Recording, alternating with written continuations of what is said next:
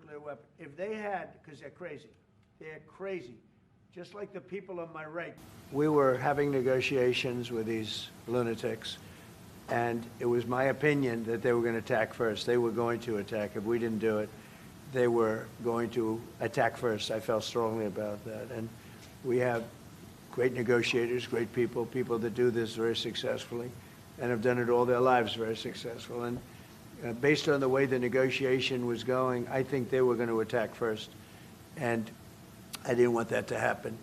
So if anything, I might have forced Israel's hand.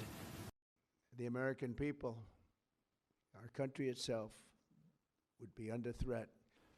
An Iranian regime armed with long-range missiles and nuclear weapons would be an intolerable threat to the Middle East, but also to the American people, our country itself.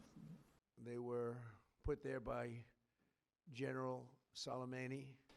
This was our last best chance to strike, what we're doing right now, and eliminate the intolerable threats posed by this sick and sinister regime.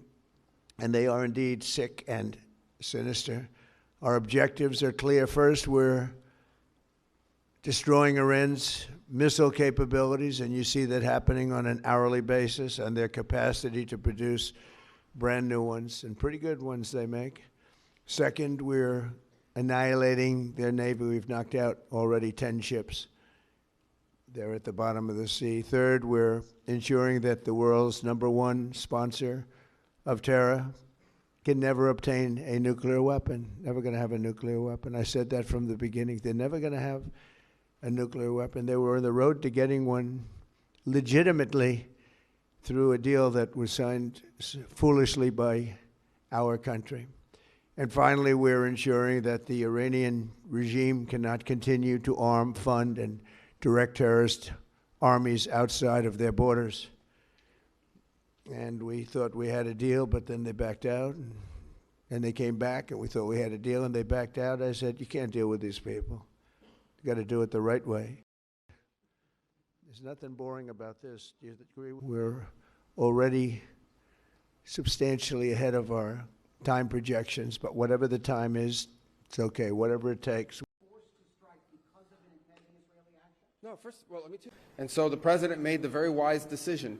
We knew that there was going to be an Israeli action. We knew that that would precipitate an attack against American forces. And we knew that if we didn't preemptively go after them before they launched those attacks, we would suffer higher casualties and perhaps even higher those killed. And then we would all be here answering questions about why we knew that and didn't act.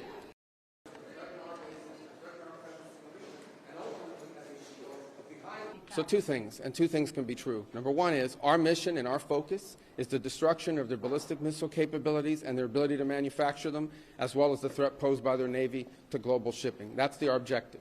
That said, we would not mind, we would not be heartbroken, and we hope that the Iranian people can overthrow this government and establish a new future for that country. We would love for that to be possible. But the objective of this mission is the destruction of their ballistic missile capabilities and of their naval capabilities.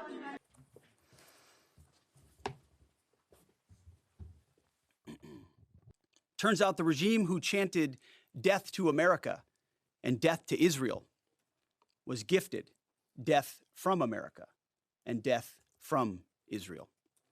This is not a so-called regime change war, but the regime sure did change, and the world is better off for it. Thank you, Mr. Secretary, and good morning, everyone. The purpose of my portion of the briefing today. The mission of Operation Epic Fury is laser-focused. Destroy Iranian offensive missiles, destroy Iranian missile production, destroy their Navy and other security infrastructure, and they will never have nuclear weapons. Secretary, and good morning, everyone. The purpose of my portion of the briefing. We didn't start this war, but under President Trump, we are finishing it. Their war on Americans has become our retribution against their Ayatollah and his death cult.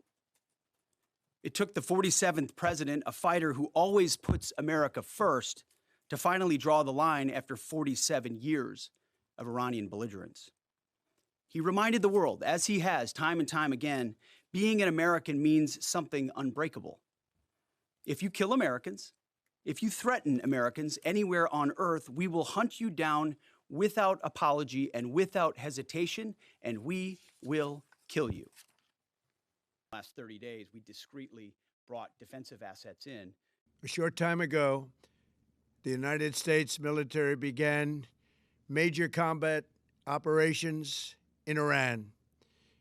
Our objective is to defend the American people by eliminating imminent threats from the Iranian regime, a vicious group of very hard, terrible people. It has always been the policy of the United States, in particular, my administration, that this terrorist regime can never have a nuclear weapon. And we sought repeatedly to make a deal. We tried. They wanted to do it. They didn't want to do it. Again, they wanted to do it. They didn't want to do it. They didn't know what was happening. They just wanted to practice evil. But Iran refused, just as it has for decades and decades. They've rejected every opportunity to renounce their nuclear ambitions, and we can't take it anymore. We are going to destroy their missiles and raise their missile industry to the ground. It will be totally, again, obliterated. We're going to annihilate their Navy. We're going to ensure that the region's terrorist proxies can no longer destabilize the region or the world and attack our forces and no longer use their IEDs or roadside bombs, as they are sometimes called, to so gravely wound and kill thousands and thousands of people, including many Americans. And we will ensure that Iran does not obtain a nuclear weapon. It's a very simple message. They will never have a nuclear weapon. The lives of courageous American heroes may be lost, and we may have casualties. That often happens in war. But we're doing this not for now. We're doing this for the future, and it is a noble mission. To the members of the Islamic Revolutionary Guard, the armed forces, and all of the police, I say tonight that you must lay down your weapons and have complete immunity, or, in the alternative, face certain death. Finally, to the great, proud people of Iran, I say tonight that the hour of your freedom is at hand. Stay sheltered. Don't leave your home. It's very dangerous outside. Bombs will be dropping everywhere. When we are finished, take over your government. It will be yours to take. This will be probably your only chance for generations.